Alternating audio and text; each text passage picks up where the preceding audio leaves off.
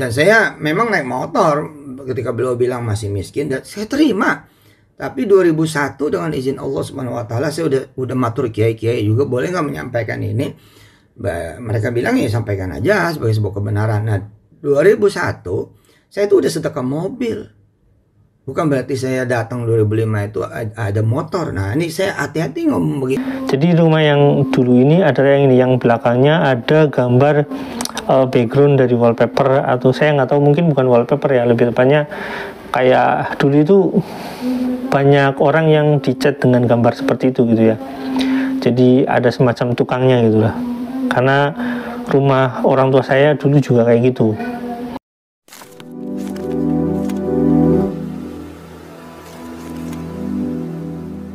Assalamualaikum warahmatullahi wabarakatuh. Welcome back to my channel Detektif D. Ya teman-teman, kemarin kan saya udah ngebahas tentang rumah yang Yusuf Mansur beli di tahun 2010. Ada kemungkinan indikasi rumah itu dibeli dengan investasi batubara JBN ya. Jadi investasi orang-orang dari jamaah Masjid Darussalam, di mana menamai investasinya itu JBN, Jabal Nur gitu ya. Nah, ada fakta menarik teman-teman, karena kita kalau melihat ke belakang dari satu kasus ya, kita harus melihat lagi ke belakang gitu. Cara detektif melakukan mitigasi, investigasi itu pasti melihat ke belakang, dan latar belakangnya pun terus digali gitu ya teman-teman. Nah, ini soal perdata, dan menurut saya ada unsur pidana, karena saya katakan seperti itu karena emang investasinya bodong gitu, investasinya nggak ada, dan uangnya sampai sekarang kita masih bertanya-tanya apakah memang lari ke warung sik atau juga lari ke rumah yang dibeli Yusuf Mansur. Kita belum pernah tahu, karena itu sebenarnya bukan tugas saya, karena tugas ada khusus gitu ya, dari ya negara kan punya gitu ya untuk meneliti atau menganalisa suatu kasus. Nah, cuma sebagai warga yang menjadi korban itu harus melakukan delik aduan, karena itu sifatnya aduan. Nah teman-teman, sebelum saya ngebahas tentang historinya dan berkaitan dengan perkembangan yang memang dialami Yusuf Mansur itu signifikan, kita lihat dulu sebuah pernyataan Yusuf Mansur ini yang saya akan kaitkan dengan dokumen-dokumen lama ya teman-teman. Kita lihat dulu videonya, yuk check it out. Mestinya saya bilang dulu pada beliau, tapi saya nggak bilang. Di pertengahan jalan saya kontak dengan istri saya, waktu itu masih zamannya Ratelindo, dan saya memang naik motor ketika beliau bilang masih miskin, dan saya terima. Tapi 2001 dengan izin Allah Subhanahu wa taala saya udah matur kiai-kiai juga, boleh nggak menyampaikan ini? Mereka bilang ya sampaikan aja sebagai sebuah kebenaran. Nah, 2001 saya itu udah sedekah mobil. Bukan berarti saya datang 2005 itu ada motor. Nah, ini saya hati-hati ngomong begini nih, takut sombong gitu. Tapi ya bismillah, ini saya sampaikan. Kemudian 2003 udah pakai Mercy dengan izin Allah, bahwa saya datang pakai motor. Ya saya emang suka motor, saya juga anak motor itu ya. Lagian deket ngapain juga bawa mobil itu, dari daerah Bilangan, Ciledug, Cipondo ke Bintaro macet lah, mendingan naik motor gitu, bisa lewat kampung ke kampung gitu kan. Nah, hari pertama 2005 itu saya disedekain mobil, hari itu juga saya sedekain lagi, dan mobil itu sampai sekarang masih ada. Nah, katanya mau diperkarakan lagi tuh mobil sebagai perkara baru ya, dari 2000 sekian belas. Wah, sekian markas kepolisian, orang dipakai sana sini untuk kemudian melaporkan saya. Alhamdulillah, saya nggak pernah berlindung di balik keteksi apapun, nggak pernah berlindung di balik kemudian rezim ini rezim itu, nggak pernah. Saya jalanin, tanya aja polisi-polisi yang mereksa saya, nggak dipakai duit juga. Paling tukar sama ceramah gitu kan di markas tersebut, karena mereka juga percaya nggak mungkin lah saya nipu begitu. Tapi saya jalanin tuh, ada yang 2 hari BAP-nya, masya Allah, mesti bolak-balik. Ada yang kemudian balik lagi, revisi apa, ada macam-macam udah. Ya saya jalanin aja. Ada kali 5 atau 8 gitu, sampai ke tingkat Polres sih, dari mulai Baraskrim, Polda, ini Polda itu sampai Polres. Kemudian terakhir di pengadilan negeri. Kalau ngelaporin gue diem, minta ampun, udah gegap gempita. media lah segala macam, giliran kalah diem aja. Dan saya juga nggak pernah berhasrat untuk mukul balik, nggak pernah. Ya, nggak pernah. Ini sebagai jawaban kepada teman-teman media, ya ambil aja udah. Nggak, saya mah apa ya, pengennya tuh nggak saling klarifikasi, nggak saling hujat. Uang yang dipermasalahkan ini 1-2 kok, nggak beneran banyak kayak apa tahu yang dibayangkan teman-teman. Enggak, dari 2.900 orang yang ikut patungan usaha di 2012 ya, itu dengan izin Allah Subhanahu wa taala 2.500 lebih itu udah dipulangin. Sisanya ini kan nggak tahu, saya juga nih masalah data dan lain-lain, bukan masalah justru kelemahan, enggak, di 2.500 loh. Datanya ada loh. Dan saya koordinasi loh dengan teman-teman OJK, BI, teman-teman di Kementerian Koperasi, Satgas Waspada Investasi.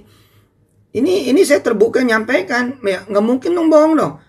Masa saya nyebut OJK, BI, Kementerian Koperasi lain-lain, saya bohong numpang berlindung? Enggak lah. Nah, peristiwa 2012 patungan usaha itu nih ceritanya lompat-lompat nih. Itulah yang kemudian melahirkan aset manajemen syariah. Umat sekian puluh tahun nggak pernah punya loh aset manajemen syariah. Sekarang punya loh. Ini udah waktunya terbang. Umat juga nggak ngerti apa-apa, dengan izin Allah sedikit sekali yang mengetahui tentang dunia keuangan. Ini kita bawa bahwa masih ada cacat-cacat di perjuangan kita menegakkan ekonomi umat. Ya ayo, wong saya nggak kemana-mana. Hotelnya juga berdiri dengan segala macam rupa. Kita tanggung dengan izin Allah. Udah mah bengkak pembangunannya. Udah mah kemudian nanggung bunga BTN yang sebulan bisa 500 juta. Terus kemudian menanggung beban mesti nambahin beli tanah, kemudian motong 2 lantai. Kalau nggak ada diskresi dan segala macam, wah nggak kepake tuh hotel. Ya namanya juga anak muda zaman itu. Banyak kekurangan, banyak kelemahan, tapi kan itu yang dibimbing oleh OJK, oleh teman-teman BI, sehingga lahirlah Imani Syariah, Imani dan Imani Syariah, kemudian lahir Petren Asset Management, dan lain sebagainya. Semua belum berakhir. Semua masih perjalanan, belum berakhir, dan saya masih berdiri. Nah, ketika saya melihat ini dipulangin adalah sebagai solusinya, ya saya pulangin. Rentang dari 2012 sampai 2021 saya dengan kawan-kawan dengan izin Allah memulangkan loh 2.500 lebih loh. Masa nggak jadi sebuah pembuktian bahwa ada yang belum dipulangin. Nah ini yang kelihatannya dirawat, jadi kayak nggak kepengen dipulangin, nggak boleh dipulangin. Ada yang minta ganti 1,8 miliar dari investasi 10 juta. Yang terakhir nih gugat lagi ke pengadilan negeri. Satu orang 2,5 juta apa 5 juta gitu, minta gantinya sampai 80 jutaan sekian sampai 100 juta. Ada tuh istilah kerahiman. Kalau kerahiman sih saya pasti ngasih tuh dengan istilah saya lebihin terus tuh. Nggak pernah juga pas-pasan. Bisa 10% saya lebihinnya. Ya namanya gua duit orang ya, tapi kan udah balik aja udah alhamdulillah, nggak ada delusi loh, dan nggak kabur loh, proyeknya juga ada loh, dan berhasil kita melahirkan banyak regulasi secara visi misi keumatan mah nggak ada cacatnya. Ini mah ada memang orang yang dendam sama saya, salah sangka sama saya dengan izin Allah, itu yang kemudian nyari kesalahan dia. Ya kalau dicari mah siapa juga hari ini yang kagak ada kesalahan, saya ngakuin itu. Tapi 2.500 lah. Datanya ada loh dengan izin Allah. Nah itu begitu mau dipulangin minta 1,8, minta sekian. Ya kalau saya ikutin nanti gimana dengan yang lain? Nggak adil dong saya, dan jadi masalah kan begitu. Nah hotelnya sendiri juga biar adil kita wakafin kok. Kita jadiin kemudian itu pesantren. Udah berdiri kapan tahu. Enggak, anak saya juga sekolah di situ ya bayar. Sekolah di Darul Quran bayar. Ya, oke, kembali lagi ke persoalan awal ya. Ini udah pernah saya sampaikan loh sebenarnya, cuman nggak rame kan kalau kebenaran mah. Tapi kalau begitu mah pasti rame. Izin Allah Subhanahu Wa Taala, mudah-mudahan ini tidak mengurangi pahala dan kebaikan dari siapapun ya, dari beliau, dari saya, dari siapa aja yang terlibat, kan semua maksudnya baik. Ya, saya dibilang nggak pernah mau ketemu gimana, orang sudah minta maaf, tapi nggak dianggap permohonan maaf saya, rupanya begitu. Kemarin laporan polisi minta dicabut, saya cabut. Tapi begitu saya cabut, narasinya begitu lagi. Padahal udah ada surat permohonan dan permintaan maaf yang ada di Bareskrim surat itu. Gak pernah tuh saya publish kemana-mana tuh. Gak pernah beneran. Malah ceritanya, wah ya udahlah, emang mau begitu.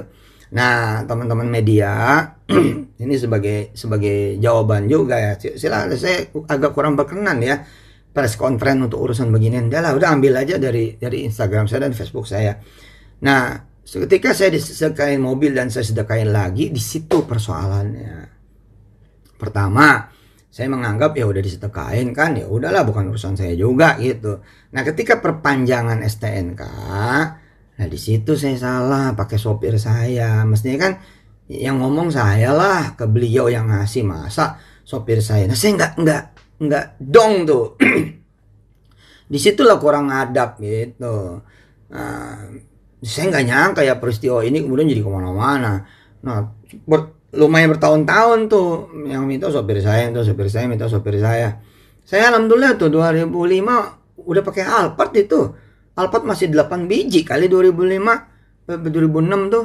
Alhamdulillah izin Allah Subhanahu wa taala. Subhanallah dah. Rezeki mah bukan main dah, karena sedekah itu luar biasa. Saya begini dianggapnya juga saya pantas aja kaya dari jual agama. Ya ampun, anak-anak saya aja di Darul Quran bayar. Berasa gak sih? Di Darul Quran loh bayar. Oke, itu teman-teman videonya. Nah, teman-teman, pernyataan itu sebenarnya terkait dengan kasus-kasus yang dimiliki Yusuf Mansur. Dan kaitannya dengan orang yang katanya, dalam tanda kutip itu, orang yang menolong Yusuf Mansur di tahun, ya kisaran 2005, 2006, dan 2007-an lah gitu ya. Di tahun itu, menjadikan Yusuf Mansur sebagai seorang ustadz artis gitu ya. Dan Yusuf Mansur mengakui itu, tapi dia katakanlah dia sudah pernah masuk TV gitu. Tapi ya memang tidak bisa dipungkiri bahwa orang itu membantu Yusuf Mansur. Nah, kebetulan teman-teman, kalau kita menghubungkan kaitannya dengan kasus Yusuf Mansur ini, kenapa? Karena di tahun 2007 ini ada dokumennya, jadi ada fotonya Yusuf Mansur beserta detailnya ya teman-teman. Saya katakan beserta detailnya. Ini ada di Tempo. Saya harus buka ini teman-teman, saya harus gali ini satu-satu. Di sini ada sebuah foto rumah Yusuf Mansur. Tapi sebelum saya akan dalamannya ya, sebelum saya akan melihatkan foto yang detail lagi, ini ada sebuah foto Yusuf Mansur ini di rumahnya kemungkinan ya. Tapi sebelum saya lihat di rumahnya, ini ada sebuah foto di depan sebuah stasiun TV teman-teman.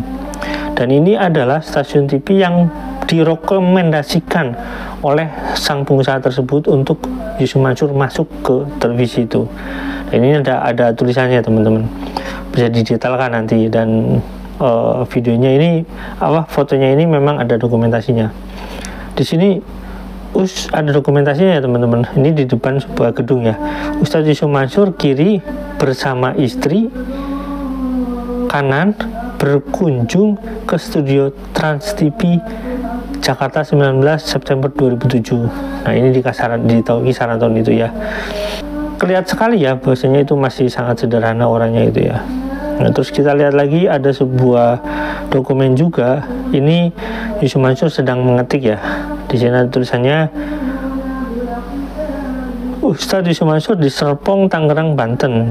Yusuf Mansur mengetik dengan komputer di rumahnya Kampung Ketapang, Serpong, Tangerang, Banten, Rabu 19 September 2007. Nah, kemungkinan ketikannya ini adalah ketikan yang akan menjadikan tema dia ceramah di TV. Dan kita lihat dia masih menggunakan ya mungkin masih Windows XP gitu ya, atau saya nggak tahu lah di tahun itu ya mungkin XP atau Windows 7, saya nggak tahu ya. Tapi kelihatannya komputernya sangat biasa, karena di tahun itu saya sudah pakai laptop ya teman-teman. Saya katakan saya sudah pakai laptop dan laptopnya cukup mewah dan sampai sekarang masih ada. Di sini ada gambarnya, terus kemudian di sini ada keterangannya teman-teman. Di 19 September 2007 ini yang memotret ini Imam Sukanto. Jadi Imam Sukanto ini adalah jurnalisnya ya teman-teman. Nah, kemudian saya juga baca lagi di sini ada Yusuf Mansur di Serpong, Tangerang, Banten. Ini di rumahnya ya teman. Yusuf Mansur bersama anaknya di rumahnya Kampung Ketapang, Serpong, Tangerang, Banten, Rabu 19 September 2007. Jadi ini akhir tahun ya. Ini di semester kedua, yang memfoto masih sama. Di sini ada keterangan juga, ada sebuah foto Yusuf Mansur ini di rumah dia. Yusuf Mansur menerima tamu di rumahnya Kampung Ketapang, Serpong, Tangerang, Banten, Rabu 19 September 2007. Nah, ini di rumahnya, karena yang rumah sekarang menurut informasinya Yusuf Mansur adalah dia membeli. Jadi rumah yang dulu ini adalah yang ini, yang belakangnya ada gambar background dari wallpaper, atau saya nggak tahu, mungkin bukan wallpaper ya, lebih tepatnya kayak dulu itu banyak orang yang dicat dengan gambar seperti itu gitu ya. Jadi ada semacam tukangnya gitu lah. Karena rumah orang tua saya dulu juga kayak gitu. Ada lagi sebuah foto teman-teman, ini menggambarkan kondisi Yusuf Mansur. Yusuf Mansur di rumahnya di Kampung Ketapang, Serpong, Tangerang, Banten 2000 September 2007. Ini masih di tanggal yang sama. Ini kan kelihatan dia masih muda ya. Ini ada keterangan lagi, Yusuf Mansur bersama istri dan anaknya di rumahnya Kampung Ketapang. Jadi ini rumahnya ya, kita bisa katakan rumahnya apa ya, sangat sederhana. Saya nggak bilang jelek ya, sangat sederhana. Dan ya seperti itu ya teman-teman.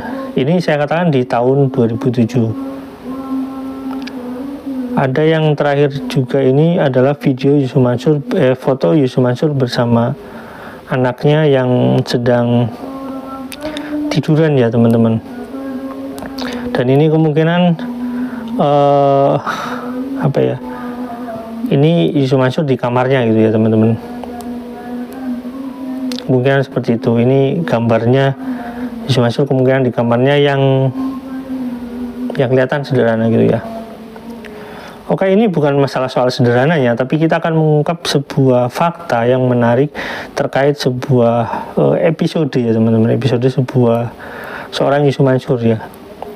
Di sini kita bisa melihat bahwasanya di tahun 2007 Yusuf Mansur ini masih sangat sederhana rumahnya ya teman-teman. Kalau kita lihat perkembangan ke 2010, dalam 3 tahun itu yang bisa membeli puluhan warung stik, itu bisa membuat puluhan warung stik dan membeli rumah yang sangat besar. Saya rasa tidak ada gaji artis atau gaji talent televisi yang bisa melakukan secepat itu dalam waktu yang sangat singkat ya teman-teman. Karena kita bisa wawancara dengan siapapun lah yang menjadi artis, bagaimana yang dari nol itu berapa tahun sih butuh waktu untuk membeli rumah yang besar gitu ya teman-teman. Nah, saya akan bahas nanti lagi ya teman-teman, karena takut videonya terlalu panjang, dan saya akan memperlihatkan semacam, bukan bukti ya, jadi semacam kilas balik. Saya nggak bisa mengatakan ini bukti karena saya hanya membuktikan yang ada dan fakta gitu ya teman-teman. Nanti kalau alat bukti ya nanti hubungannya dengan pembuktian ya teman-teman. Oke teman-teman, akan kita lanjut nanti ya di video berikutnya. Sampai di sini, jangan lupa like, subscribe, dan komen. Jangan lupa juga share. Wassalamualaikum warahmatullahi wabarakatuh. Bye.